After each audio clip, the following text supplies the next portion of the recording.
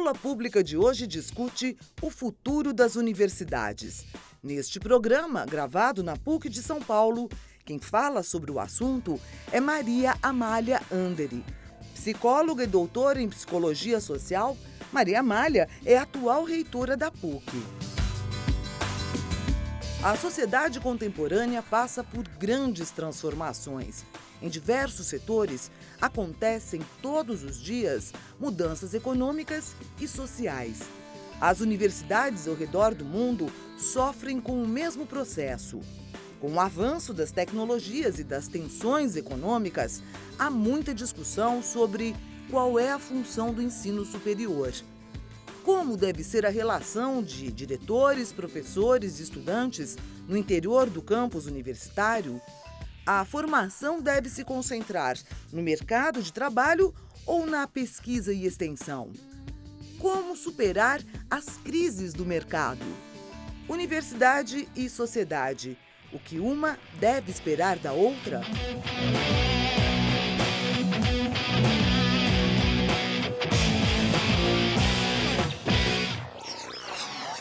A universidade é uma instituição, por aí afora, uma instituição, se a gente acompanhar os historiadores de educação e de universidade, é uma instituição que tem 1000 anos, né?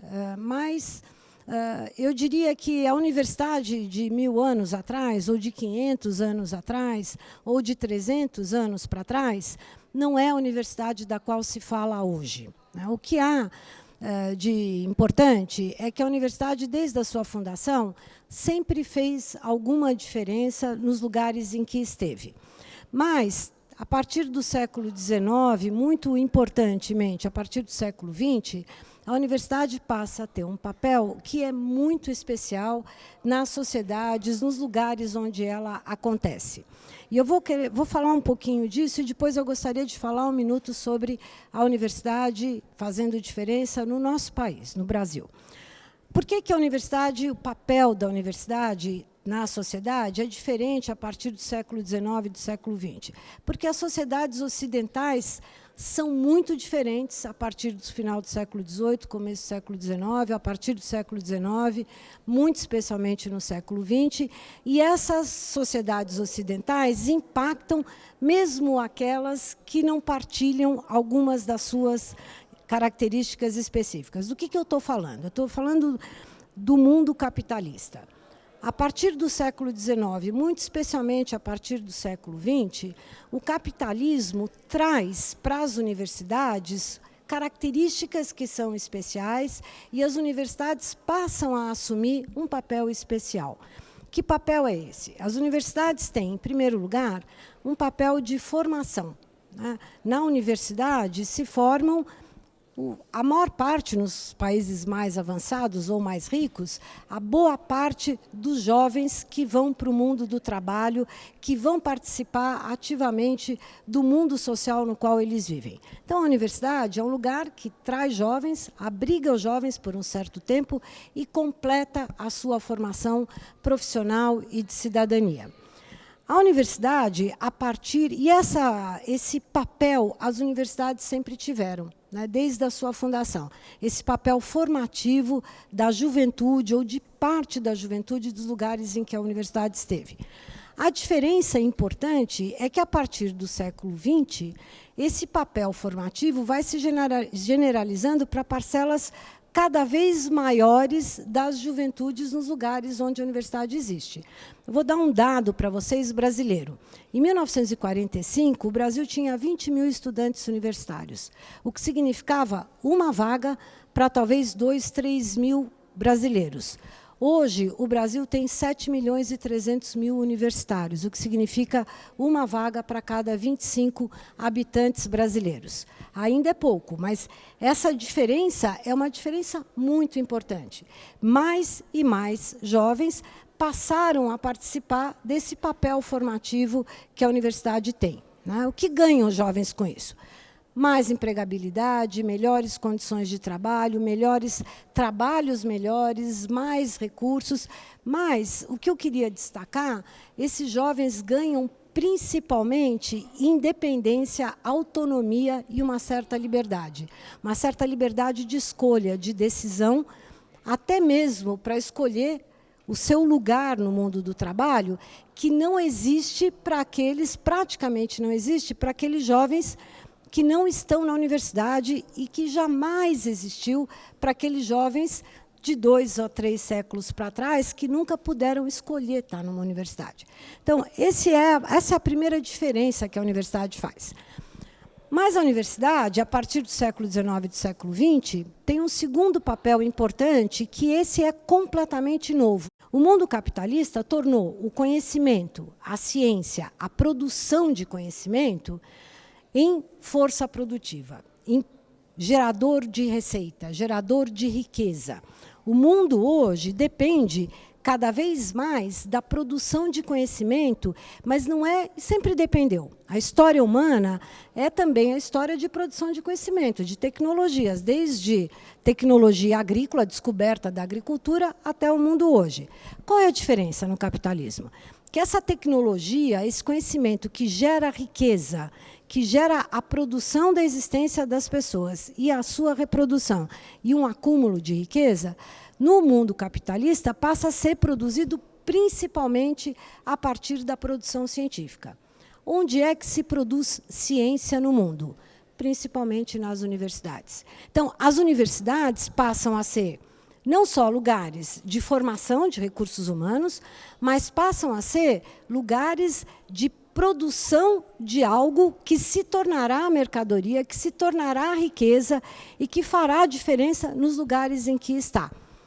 Essa produção pode ser uma produção autóctone, uma produção independente, uma produção que atende a necessidades locais, pode ser uma produção dependente dos muito ricos, dos grandes países ricos, mas ela é sempre uma produção importante.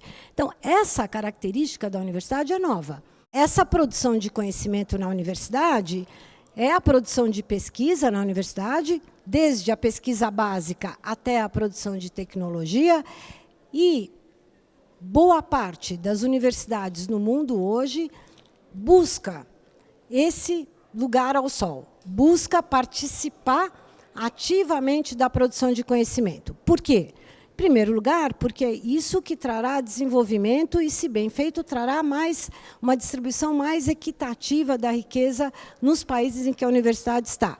Em segundo lugar, porque, se não for feito assim, ainda assim trará riqueza para as instituições universitárias e para os países nos quais elas estão. O terceiro, então, essa é uma característica nova da universidade, né? O terceiro papel importante da universidade, e talvez esse seja o papel mais importante, é o papel simbólico da universidade. Na universidade, porque há a presença de jovens, porque o trabalho na universidade é basicamente um trabalho intelectual, a universidade é talvez a instituição social hoje, 5 minutos, a instituição social hoje que mais potencial de crítica tem em cada país, em cada lugar em que ela está. Então, a universidade gera formação, a universidade gera riqueza diretamente, porque produção de ciência, tecnologia e inovação, não se enganem, é produção de riqueza, e a universidade gera pensamento. Gera pensamento, então ela potencialmente é geradora de crítica. Portanto, ela é uma instituição potencialmente geradora de inovação do ponto de vista mais importante, do ponto de vista da criação humana, do ponto de vista da possibilidade humana de mudar, da possibilidade social de transformar o mundo. E essa é alguma coisa que também é cada vez mais presente, por incrível que pareça, na universidade a partir do século XX. O Brasil, então, se insere num contexto muito mais geral, quando a gente fala de universidade, do que se possa imaginar. O que é importante no Brasil, e eu queria destacar exatamente algumas dessas características. Em primeiro lugar, como instituição formadora, eu já comecei a aula falando isso. O Brasil vai, em 70 anos, de 20 mil estudantes universitários para 7.300.000 estudantes universitários. É bem verdade que a população cresceu nesse percurso, mas o crescimento da universidade é muito maior do que o crescimento populacional. Então, se um em cada 2.000 brasileiros tinha a oportunidade de ir à universidade há 70, 80 anos, hoje, 1 em cada 20 brasileiros, 25 brasileiros, tem a oportunidade de ir à universidade. Isso é papel formador.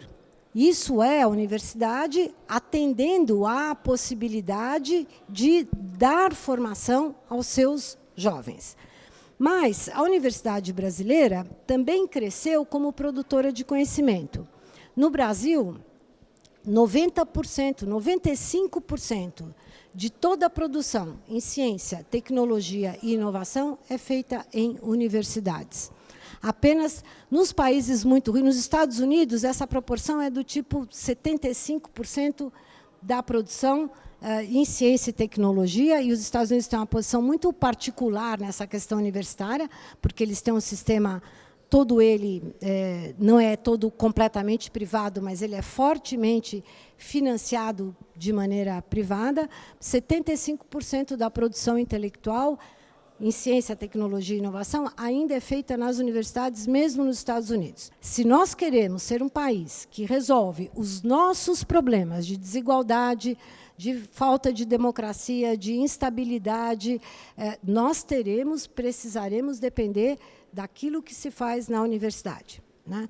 A terceira característica importante é que a universidade brasileira, então, participou ou participa da formação de pensamento crítico, participa da reflexão crítica? Eu diria que sim. A universidade sempre formou as elites. E até os anos 30, os anos 40, a universidade brasileira só formava elites. A universidade brasileira era completamente branca e masculina. Nos últimos 50 anos, muito especialmente nos últimos 15 anos, ou quase 20, a universidade brasileira mudou o decor. Ela hoje atende a uma parcela pequena da população, mas uma parcela da sua população, mas hoje há na universidade um número crescente de negros, né? E a universidade, na verdade, mudou de sexo. A universidade era 90% dos estudantes brasileiros universitários, como o mundo afora, há 70 anos, eram homens. Hoje, um pouco mais da metade desses estudantes são mulheres. Parece pouco? É muito. Isso significa inclusão de setores inteiros populacionais que estavam excluídos da possibilidade de maior independência, maior autonomia, melhor qualidade de vida nos seus empregos e, muito especialmente, excluídos das possibilidades de, produzir mudança social pela via do conhecimento, pela via do trabalho intelectual, ciência, tecnologia e inovação. E, principalmente, produzir, vou repetir, e não apenas reproduzir, pensamento crítico, pensamento diferente, produzir alternativas à própria existência individual e social de cada um de nós. Agora, Maria Amália Andere responde a pergunta da colaboradora de Ópera Mundi na Argentina, Luciana Tadeu. Na sua opinião, quais são as vantagens e desvantagens da internacionalização do ensino superior? Até que ponto o intercâmbio de estudantes e de pesquisas entre as universidades é importante? E até que ponto isso é uma estratégia do mercado para lucrar com o ensino superior? Lugares no mundo em que a principal atividade econômica é a atividade educacional de ensino superior. Por exemplo, a Nova Inglaterra, nos Estados Unidos. Então, a universidade é hoje um negócio também. E é importante distinguir, porque eu acho que a gente tem essa possibilidade, a internacionalização, que está relacionada com a universidade como negócio, da internacionalização que é necessária para as universidades, porque o conhecimento, embora seja localmente produzido, possa e deva responder a questões que são locais também, é medido, é mensurado e é produzido como um valor internacional no mundo hoje. Então, a questão da internacionalização na universidade, em parte, é sim uma questão de mercado, digamos assim. né? As universidades são avaliadas hoje pela sua capacidade de captação de estudantes estrangeiros. Não tenham dúvida.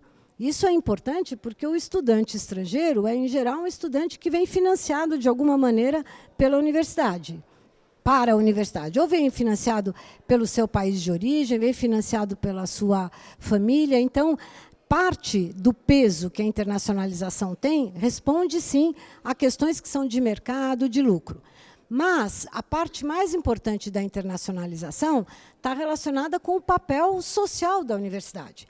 Se a universidade é lugar de formação intelectual, de formação de mão de obra qualificada, mas ainda assim mão de obra, de formação de liderança, de formação de quadro, e se a universidade é lugar de produção de conhecimento, ela precisa se internacionalizar para não perder o rumo da própria casa. A internacionalização é uma maneira que a ciência, a tecnologia e a inovação, a ciência, a tecnologia e a inovação dependem, são atividades internacionalizadas. Então, a internacionalização da universidade está relacionada, em primeiro lugar, um bom economista brasileiro precisa ser capaz de discutir com um bom economista russo, italiano ou americano. E deveria ser capaz de disputar mercado com todos esses economistas. A internacionalização é importante porque a internacionalização nos torna cidadãos do mundo. Nada como uma experiência cultural mais ampliada, mais internacionalizada, mais diversificada, para nos tornar mais críticos e mais conscientes das reais e importantes necessidades do mundo.